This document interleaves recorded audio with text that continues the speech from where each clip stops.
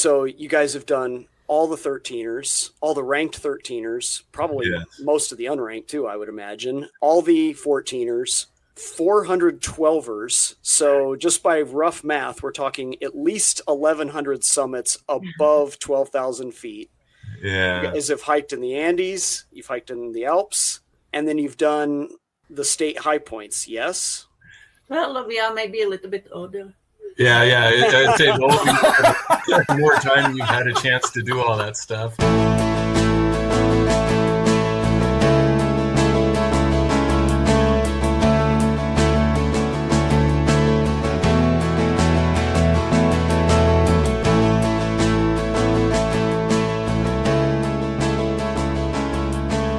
Welcome to the Greens and Blues 14er podcast.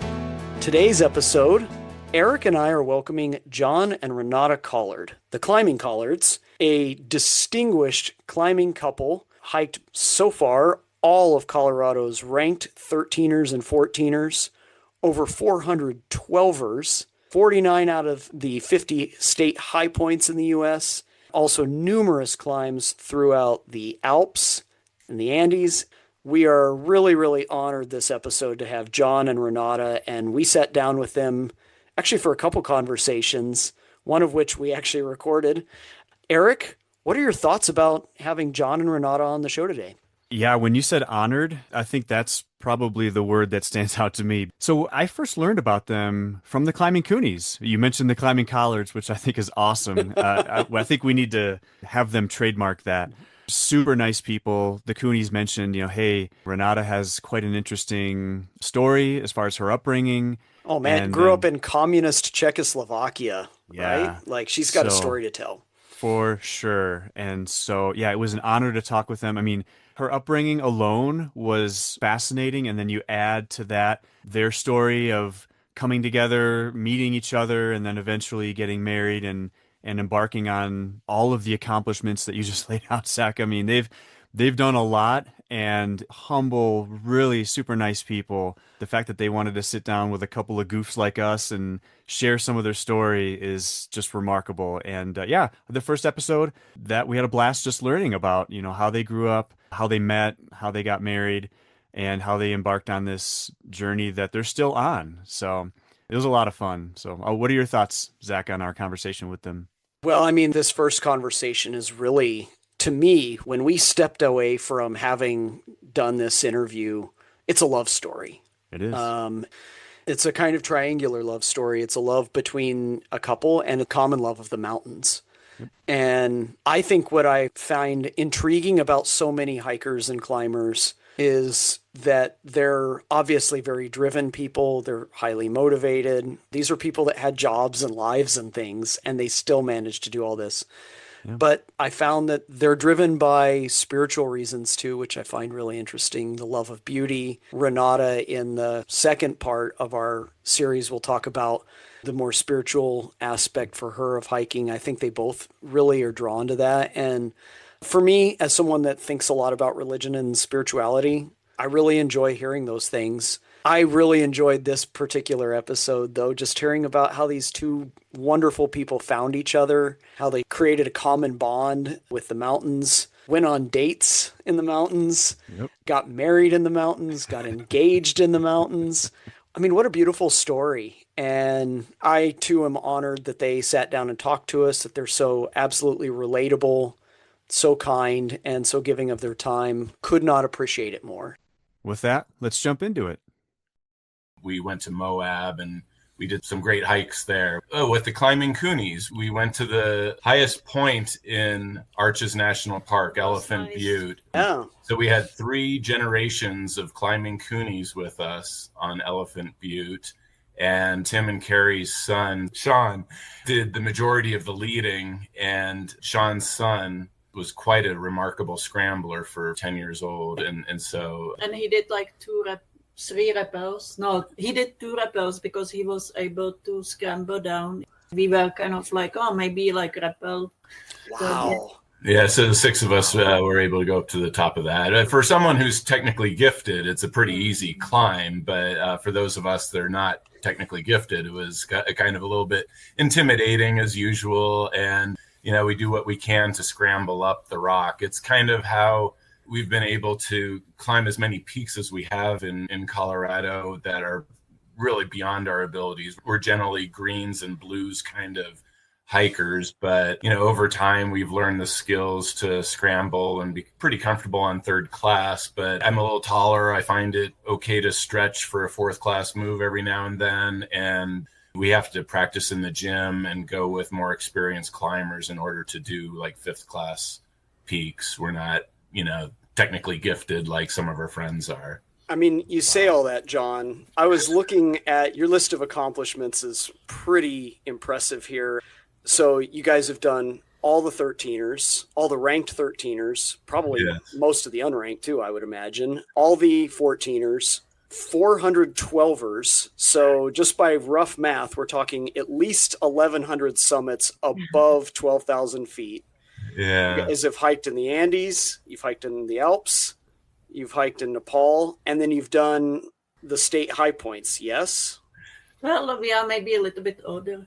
Yeah. I'd say the more time you've had a chance to do all that stuff. The earlier you start, also, the better chance you have of exploring all of the nooks and crannies that we have in our beautiful state of Colorado. And of course, Colorado is where it's all started for me. But I didn't climb my first real peak until I was 24 years old. So let's maybe start with that. John, where are you from and what got you started with hiking and what got you to that first peak? I grew up in Chicago and New Jersey. However, both of my parents are originally from Colorado. My parents met in Western State College, and when they graduated in the late 50s, there wasn't really work opportunities in Colorado. And my dad's career took him from Montana to North Dakota to Ohio to Illinois to New Jersey. And so it's kind of where the family grew up. However, I always had a fond memory of visiting my grandfather's cattle ranch in Gunnison, Colorado.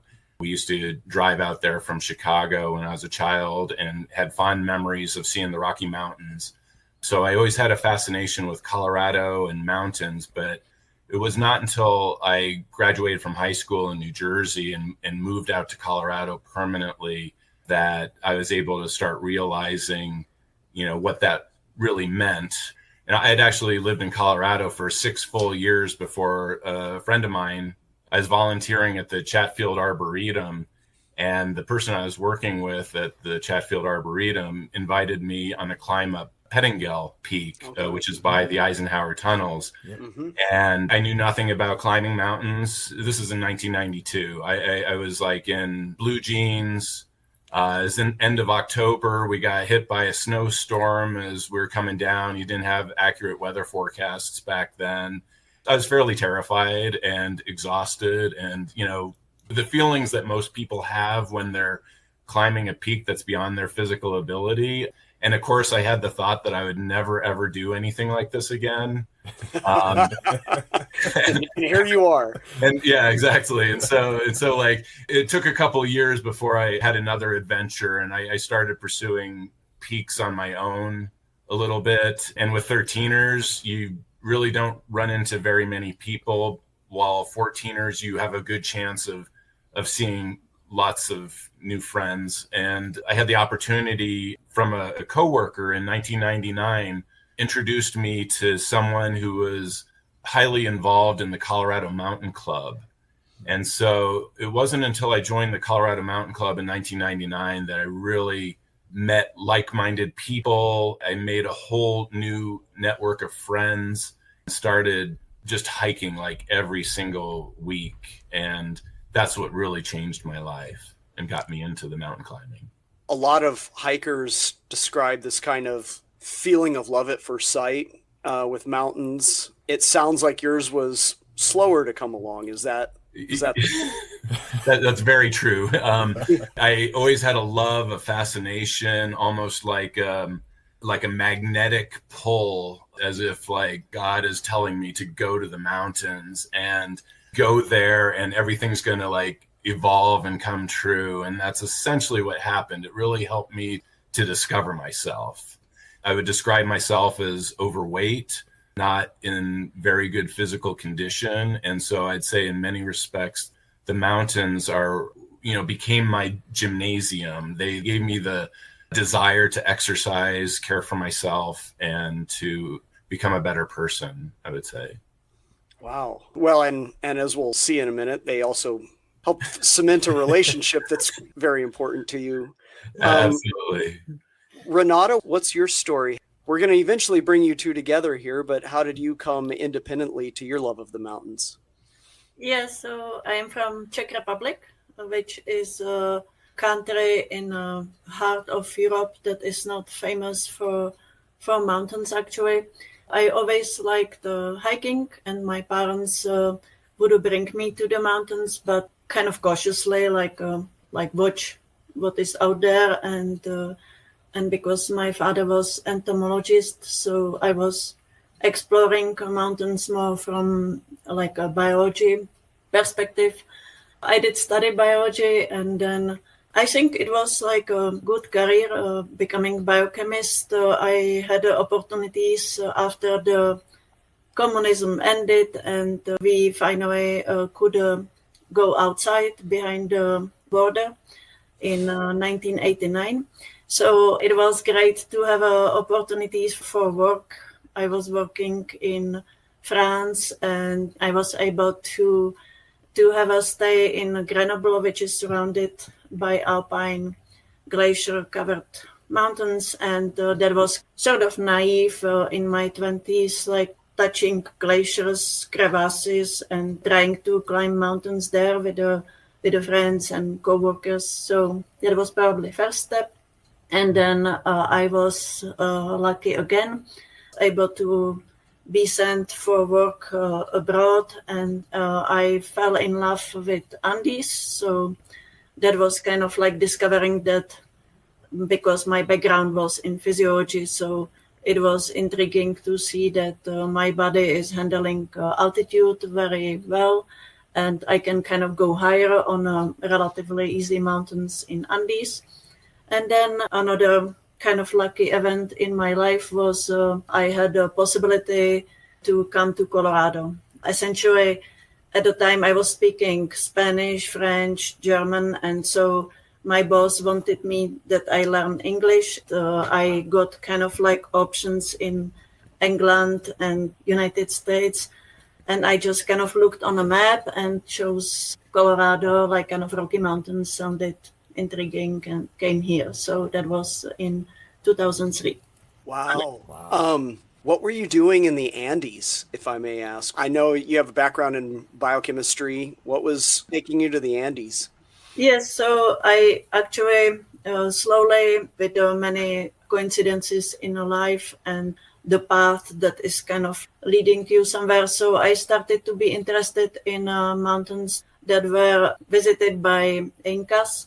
Part of it is Incas would climb the mountains 500 years ago, and they would climb to the summit. They would realize a sacrifice of children's, which is sounds cruel, but it is kind of a way how they succeeded to expand the territory as they did for many thousands of kilometers, many thousands of miles.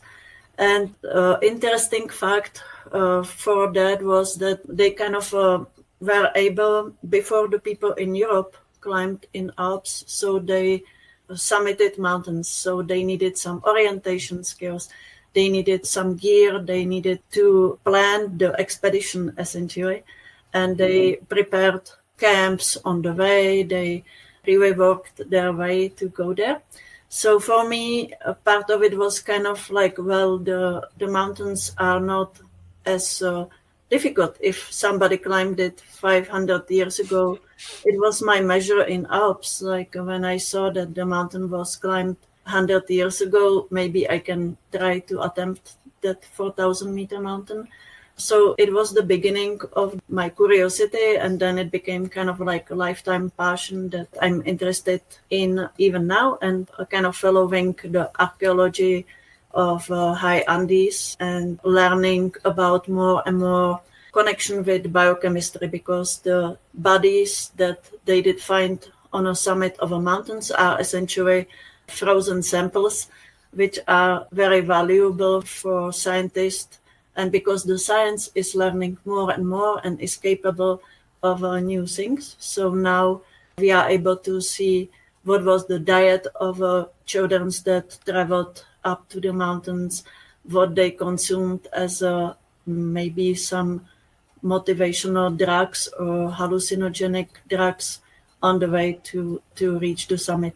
So that is my Andes story. That's fascinating. Wow. Yeah, that's fascinating. Probably have a whole episode just on this. But so it sounds like, okay, if I get my dates right, John is coming to kind of maturing as a hiker around the late 90s, early 2000s. He joins the Colorado Mountain Club. Renata comes to Colorado around 2003. How do you two find each other and start to really, because most of your hiking is together, how do you two find each other and start hiking together?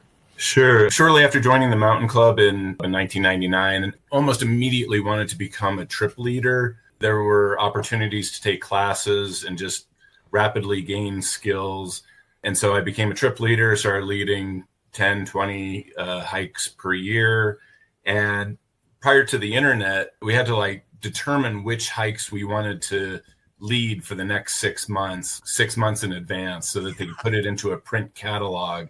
And so in August, I'm going to be determining which hikes I'm going to be leading in November, December, January, February, March of the next year. And so thankfully I had some trips in the schedule when Renata arrived in Colorado in 2003. And so a very specific date, October 25th, 2003, I was leading a trip up Snicktow from Loveland Pass. The story with that trip is that normally you would put a limit on how many people can sign up for a trip, and it would be 15 people maximum. So, I don't know if you've run into groups that large, but I mean, if you're by yourself and suddenly you see a group of 15 people, it's a little daunting. But that day, end of October, I forgot to put a limit on the number of people that could sign up. And I actually invited a couple other friends that were on a wait list, because usually there'd be people that would cancel or not show up. I ended up having 18 people on this hike the end of October. And that morning there was 6 inches of fresh snow. It was well below freezing on Loveland Pass. And there's nobody else going up Snicktow because it wasn't quite as popular back then. And it was horrible weather conditions. So nobody in the right mind would do something like that. But boy, you're setting this up great, John. Yeah, exactly. I'm totally impressing Renata with my great trip leader skills here. And so we got these 18 people going up. It's such a large group. There was another leader on the trip that I had her kind of lead the group while I kind of took over in the middle and towards the rear of the group, so I could manage the people that might be struggling. And so, quarter of a mile, just starting to go uphill there's already a couple of people that had frozen toes and wanted to turn around. I remember a couple of ladies that were German, I believe, that really wanted to turn around. And I got out toe warmers and helped them warm their toes up and encourage them to keep on going. And at the time, too, when the people were going by, I remember this one cute lady with a funny accent. And I asked her where she was from, and she says she's from the Czech Republic. And perhaps a typical ignorant American, I had no idea that Czechoslovakia had split into 2 countries 10 years earlier. I knew that the Berlin Wall was down, but I did not know that Czechoslovakia no longer existed as its own country. And so Renata had many reasons on that trip to not really be impressed by going up Snicktow. However, I had a couple things going for me there. I was able to get all 18 people to the summit of Snicktow that day, even though the weather was not that great. And the weather then improved. So by the time we reached the top of Snicktow, there's no wind, the sun came out, and the snow started melting. And so it ended up being a beautiful day after all. And there's couple of pictures. This is before digital cameras. Okay, so there's pictures of people that were smiling and having a great time. And so Renata might have a different perspective from that hike. I'm sure she does. Well, for me, it was positive to join Colorado Mountain Club because I arrived as we started with the introduction, I didn't speak really English much. Like I did, but not kind of completely fluently. And I wanted to go to the mountains, and I didn't have any means because I came with a bicycle, but I realized quickly that I will not get easily to the mountains. I did bicycle to Rocky Mountain National Park the first weekend, like when I arrived, but it was kind of like challenging. So I joined Colorado Mountain Club, like somebody recommended, co-workers at the university, and then my way to go to the mountains was kind of choose something in the catalog and kind of have somebody to drive me to the mountains, because to get all the logistics when I first arrived, it was after 9/11. It was very long process, even though I was legal. So yeah, so it was a way how I went on my second hike with the Colorado Mountain Club. It was the Mount Snicktow, and for me it was of course kind of like easy hiking, but it was kind of interesting. Everything was interesting to talk with people and learning about the mountains. So I was happy that the leader was able to get us on the summit, and then I was negotiating already like personally, like that we can maybe hike on the next weekends. So yeah. It helps that your leader was strikingly handsome and very, very capable, right? Maybe a little more so at the time than I am now. So kind of coincidentally, like the following week, someone else was leading a hike up Bison Peak, which I believe is your favorite 12er in the Lost Creek Wilderness area. So Renata signed up for that hike, and I signed up for that hike. We recognized each other. I don't know. Yeah, did we negotiate? We were there, and I recall we did not really talk to each other going up Bison Peak too much. There was plenty of other people that she was talking with, and I remember when you go uphill, you don't talk that much. Yeah. I don't know if it's appropriate for me to say this or not. There was one person on the hike that was kind of teasing Renata because she's new to the United States and new to Colorado, and he was teasing her about Rocky Mountain oysters. And Renata, of course, had absolutely no idea what Rocky Mountain oysters were. And this guy thought it was really funny. And I kind of felt a little sorry for Renata, but I was in the background. I was not part of the conversation. I just kind of remember him saying it. I found it a little disturbing. And so like as the hike goes on and we're getting close to the summit of the mountain, the weather turns bad and the leader is concerned about people going to the summit. She was afraid, even though it was November, that there could be lightning. And from my experience, I didn't think there would be any lightning at all in November, even if there was like grapple and snow coming down on us. It was just highly unlikely. And I wasn't going to work that hard trying to go up Bison Peak without reaching the summit. And so kind of did the bad boy thing. And I said, I'm going to the summit. I'm probably 10 minutes from the summit. And even if the leader is telling me not to go, I went anyways. And Renata, who probably didn't quite understand what the leader was saying, was also going to the summit without knowing that she was kind of being told not to go to the summit. And so we ended up going to the summit together, and we started talking. And one of the first, I hate to say this as my pickup line, but I asked her if that guy explained to her what Rocky Mountain oysters were. That's always a good start, John. Yeah, I know. I've never been very good with pickup lines at all, but I was kind of embarrassed. I didn't want her to be like not learning what English is and what Colorado culture is. And I wanted to say it as politely and professionally as possible. And then the whole conversation opened up about Renata's need to get a ride to go to these trailheads. And I happen to be leading like another hike in the Lost Creek Wilderness the next weekend. And so kind of like starting the negotiation of like when and where we can meet or whatever to get her to the trailhead. For me, I remember more like that, from that English misunderstanding that John was telling me that on the way down, I don't speak really English. And he's saying that he's a high pointer.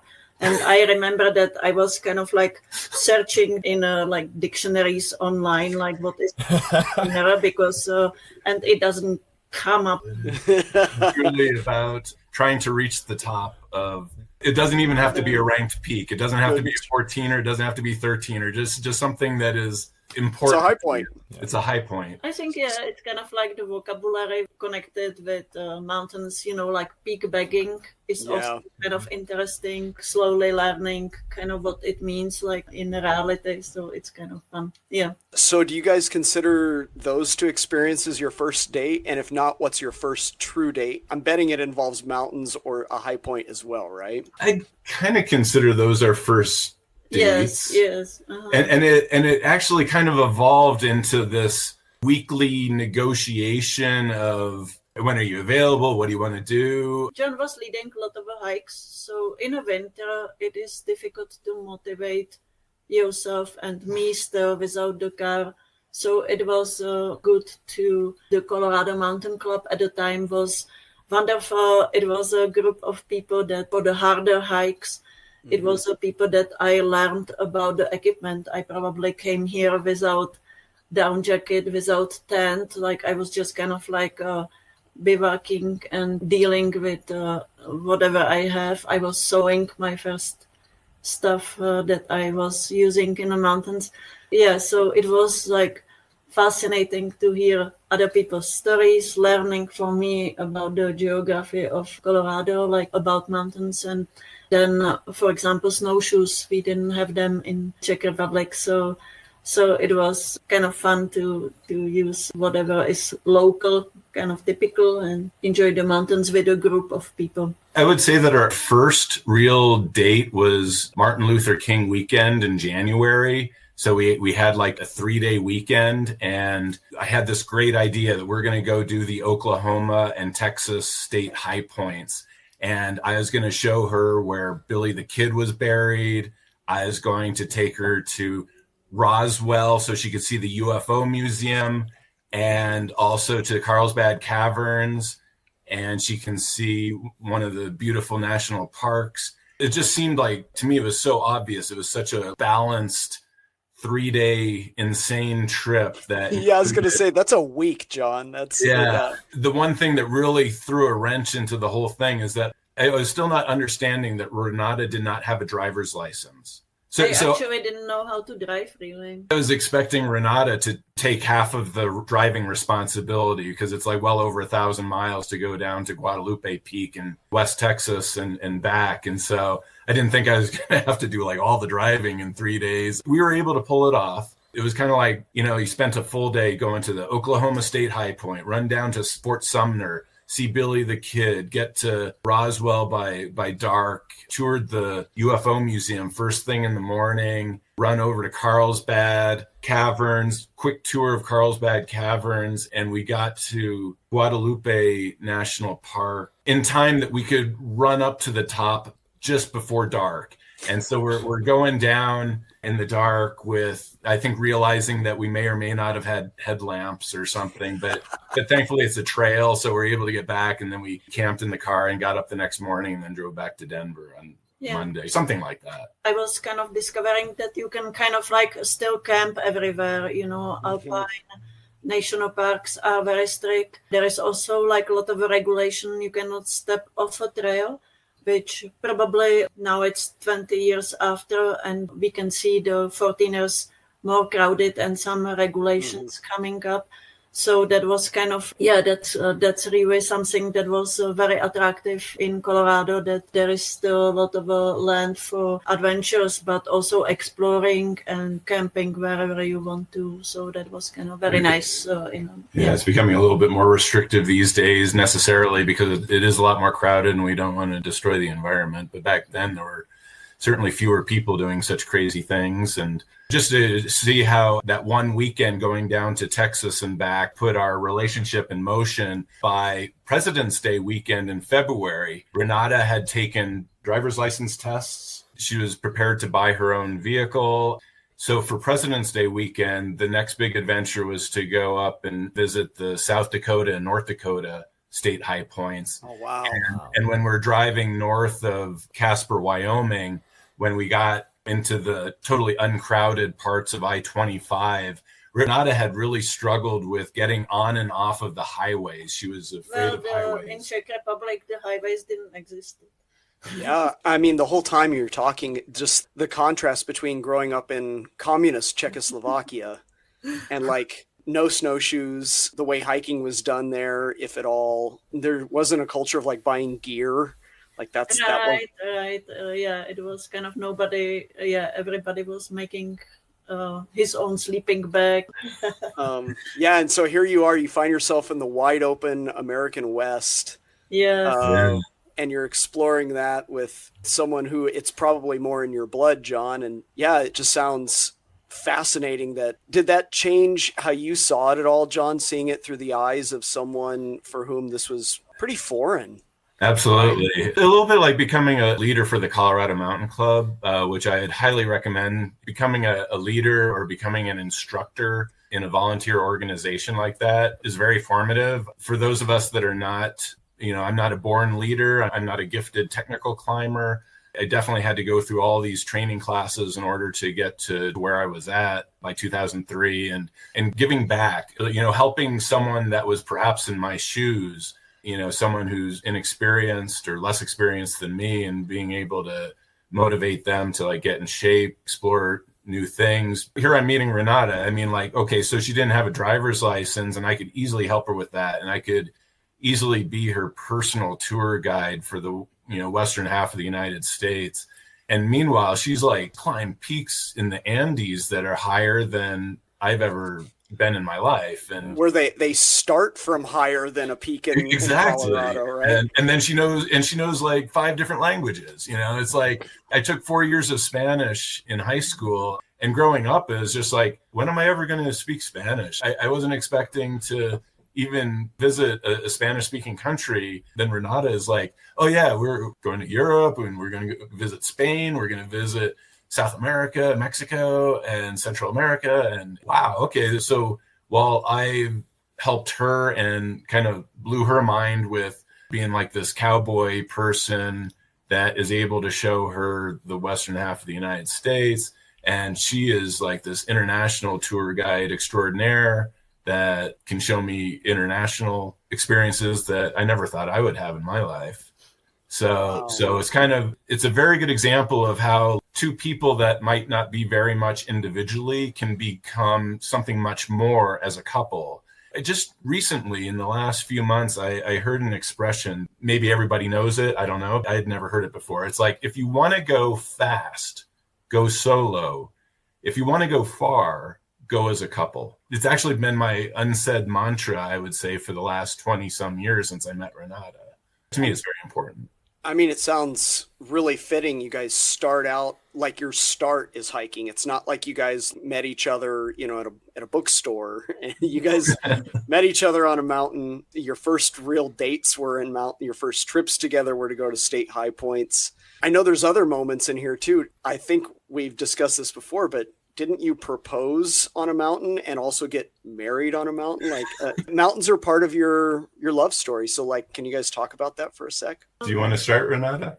Like engaging is sort of part of a 14 trail. So when I met John, we started to climb 14ers. In the beginning, it was sort of for me like, well, the 14ers are so easy that we can climb them in a winter. So I think we did our first climbs. I did Kwandaree before, and we did Pikes Peak and Mount Sherman, I think, early also on. In January. And so it was sort of natural that our engagement was a couple of years later on Mount Lincoln. Renata was here on a 3-year work visa. And yeah, I needed to climb those 14ers fast. and our relationship was not about let's get married and have children. Our relationship was climbing mountains, and it was not so much about marriage. We didn't know where the relationship was going to go. We were climbing mountains together, and when this work visa was going to be expiring within a year, the idea came up that if she was to have a marriage visa, that it would be easier than renewing a work visa. And she wasn't like saying it to me, we need to get married. It was just more of a matter of fact thing. I think we were engaged, and then we were kind of like planning the wedding, kind of normal wedding in May in a state park. But the university suggested that I need to have the paperwork in line, and that was kind of when We haven't gotten engaged yet, so I still kind of on the engagement story. Yeah, you're already past the engagement. I was kind of fast forwarding. So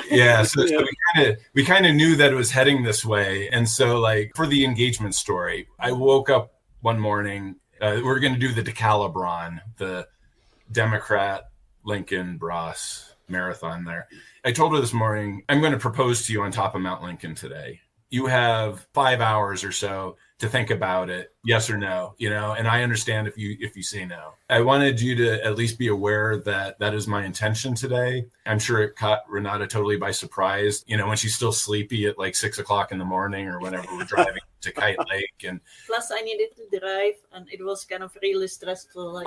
For some reason, we're driving her little 2-wheel drive Hyundai Sonata up to Kite Lake in October. Kind of do these weird things in October, which is kind of strange, I guess. And so we get up there, and the car makes it at least close enough to Kite Lake that we're still able to do the hike. Yeah, so on top of Lincoln, I really pulled out the ring and proposed to her. Stashed it in the pack, the whole 9 yards. Yeah, something like that. Yeah, so on the top of Mount Lincoln. It's amazing to climb a 14er like in October, and there's nobody else there. Back then. 20 years ago. Yeah, this is kind of 14ers.com existed, but it wasn't like everybody knew about it or something. And so you could go up Mount Lincoln on a weekend and not see anybody. Yeah, so that was for me actually.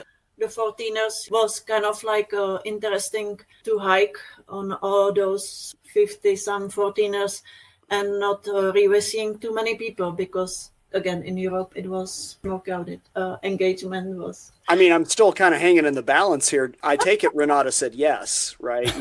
Yes. I think we wrote it into the summit register too at the time. Okay. That's cool. Maybe in some historical evidences. It was back when it was still rational to have like a summit register on those peaks. Now they'd probably be filled up in a day or two. Okay, so you guys get engaged on a mountain, which is a beautiful story. I really appreciate your honesty, John. Like, you did not pop the question. You're like, I want you to think about this because you know what you're getting yourself into here. I figured I had well over a 50% chance that she would say yes.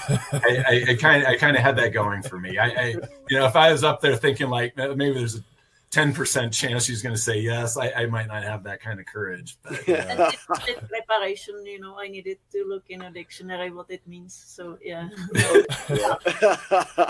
Renata should really say the next step because that was what she was going down that road. I was already ready. Yeah, the next step was being here on this is kind of 2 years after meeting each other and planning for staying the entire life together. So I needed to kind of overcome the administrative obstacles, and that was maybe it will be easier steps when we get married and I will be able to start on a green card instead of a other type of a visa like JH. Not necessary to know about it, but because the administrative people at the university suggested that I just kind of like bring the marriage license back signed. So I was kind of pushed by proceeding faster than it was originally planned.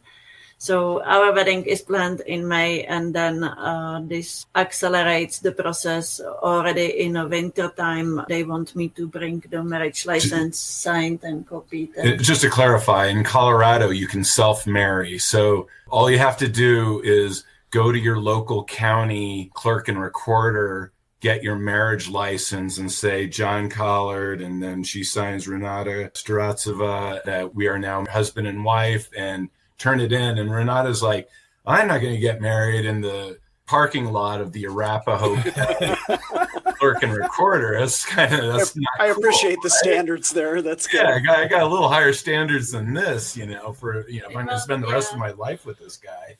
Like I was already 38 years old, and it was kind of big decision. Like if I get married, so I wanted nice memories. And she got a memory for sure.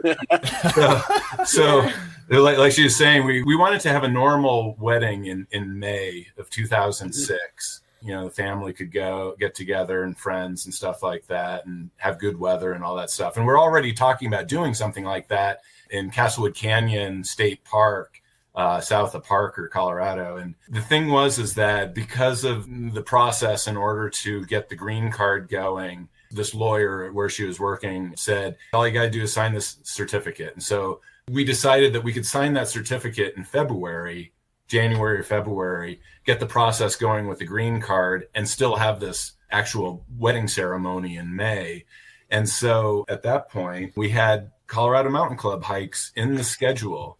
And so what happened there, Renata? Yeah, so we were like packing for the trip, the 10 essentials, plus the marriage license unsigned, that we will sign the marriage license in the mountain, on a mountaintop, on some beautiful mountain with the sunshine. And well, in February, January, the weather is not perfect. So we did carry the marriage license for a couple, 3 weeks. And then finally, there was a beautiful weekend. On February 4th, 2006, 02/04/06. We have a group of CMC participants that never met us before, but 2 friends that are going. So John, me, and then this group with us.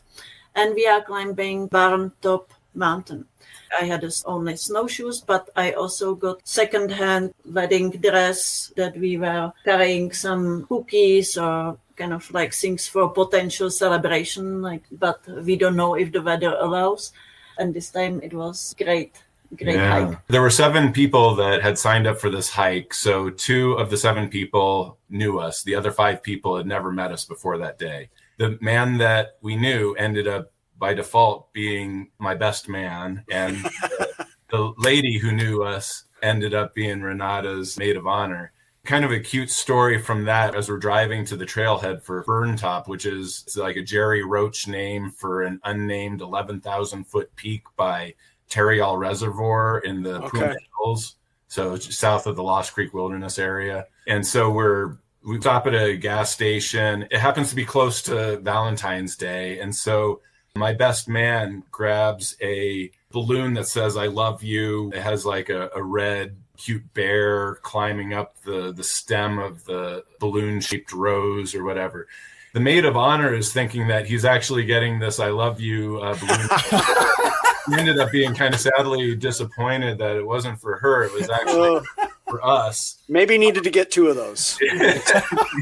You should have thought of getting 2 of them, but we still have that balloon in our bedroom. That it's a very nice present. Yeah, we get to the trailhead for Burn Top, and when we introduce ourselves at the trailhead, we kind of tell a little bit about ourselves before we go on a hike. And Renata and I announced to the group that we're getting married on top of the mountain today. And so you can imagine the look of the 5 participants that didn't know who we were, that they're just like, these guys are a little strange. And I guess it's maybe our theme a little bit, but so we had only told Phil and Dorothea, the 2 people that knew us, we only told them about what was happening that day. And the other 5 people were caught by surprise. And sure enough, on top of the mountain, Burn Top, we read our vows and had a nice little ceremony. And everyone cooperated. We were kind of like preparing the vow, and it's beautiful mountain. It has a view of Pikes Peak thanks to the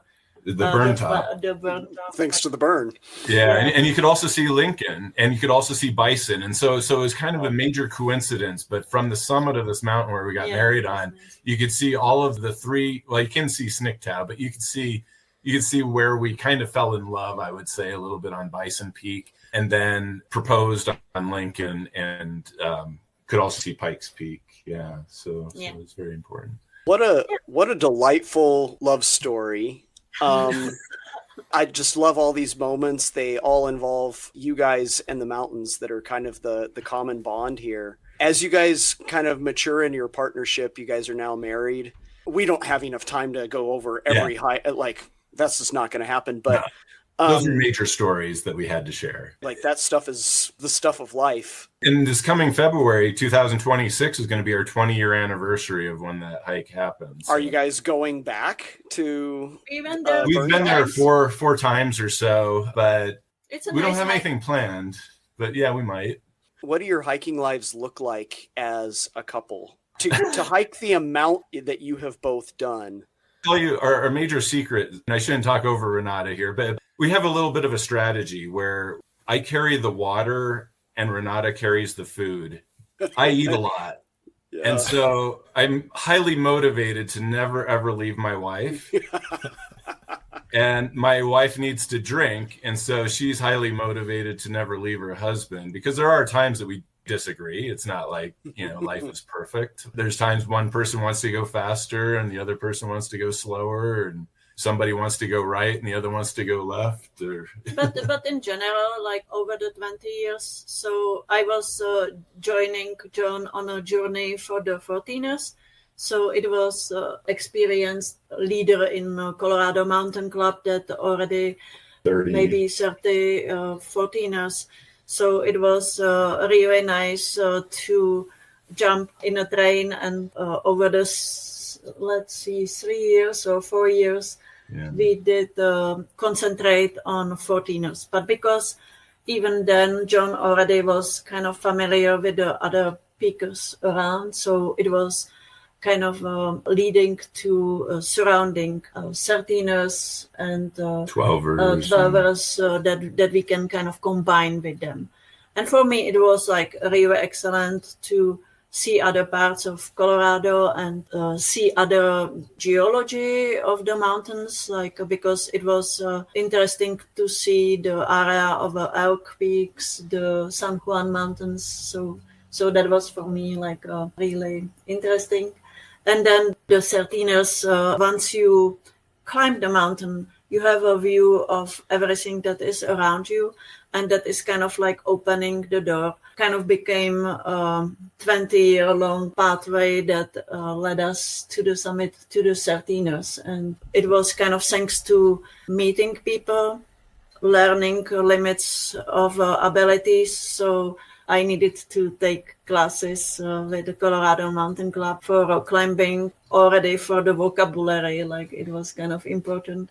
So John was kind of like assisting as a basic mountaineering school. Mm-hmm. There was so many other people that were leading. We were meeting people that had finished the 13ers. I won't name names, but they're people that are not even on lists of John. They're kind of under the radar screen, but they were like active leaders in the Colorado Mountain Club, and they were certainly our mentors. And through the Colorado Mountain Club, we met the bigwigs like Jerry and Jennifer Roach, that were writing the guidebooks prior to all this information becoming online. And so they were like a big source of why we were leading trips in the Lost Creek Wilderness area. And as you get to know people too, it was quite an honor to even have like Jennifer Roach signing up for Colorado Mountain Club hikes that I was leading.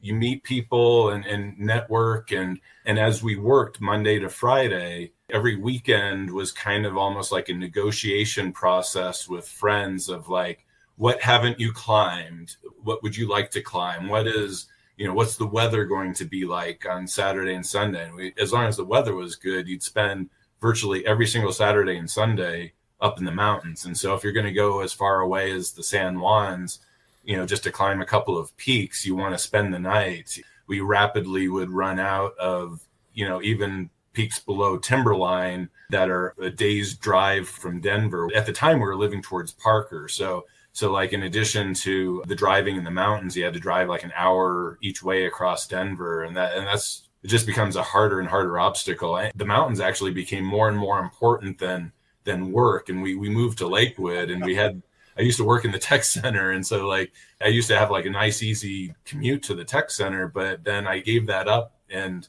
moved to Lakewood, where we have real easy access to Highway 70 and 285. So we can get to as many different mountains as possible. And even that is getting harder and harder to do in a reasonable hike. So it sounds like you guys have basically, at that point, kind of oriented your lives around, like you work during the week and you hike all weekend. And I think that's kind of that's kind of a good description. It was, for me, it was still learning about everything. And I was reading books about the Colorado history. I was photographing, like I really enjoy to have photos in our 14er calendars. So it was kind of like Todd Cordell is somebody that is putting every year together a calendar with the 14ers. So that was kind of a really honored to have the photos selected. And and we also tried to give back, like I started to take over some other organizers. We helped organize the gathering for climbers, that it's essentially historically after the 14er World. Yeah, around the time that 14ers.com was getting going, there was another website called 14erworld.com. And so people were either on one or the other or both, or, all of us were kind of searching for how much of an online presence do we want. For those of us that are a little bit older and shyer, I mean, like, it's not like I didn't post, but I never wanted to be the person who is shouting to the rooftops about, why we should do this or not do that. Or I'm pretty quiet. A lot of time to write the trip reports. I admire. Yeah, absolutely. We're primarily on 14erworld.com, although we are on 14ers.com as well. From the person who organized or led 14er World had an annual climbers gathering. And so that is this gathering that we've been trying to perpetuate here, thanks to the wonderful network of friends that we've made over the years. And Renata was really gracious to take it over during the COVID time, 2020. I can't remember. I did it before. Was it 2019 that you started it or something? So we led it for 4 or 5 years, and then have recently passed it on to a couple other people. And that's been another great way of networking with fellow like-minded climbers. Like the advantage of a couple is that we don't need to seek partners, even though we really appreciate for anything that is like technical, remote, or needs like a lot of route finding. So it is nice to have a third person, or like be like kind of a group.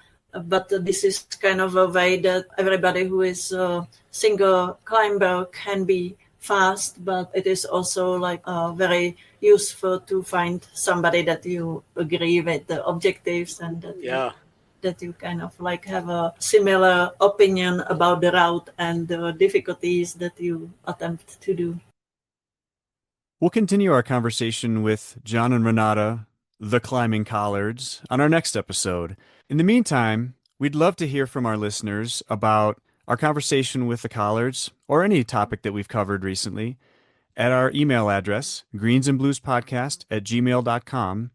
Or if you want to reach out to us through our website, that's greensandbluespodcast.podbean.com, where you can find all sorts of other ways to get a hold of us. Thanks for listening, and we'll catch you next time.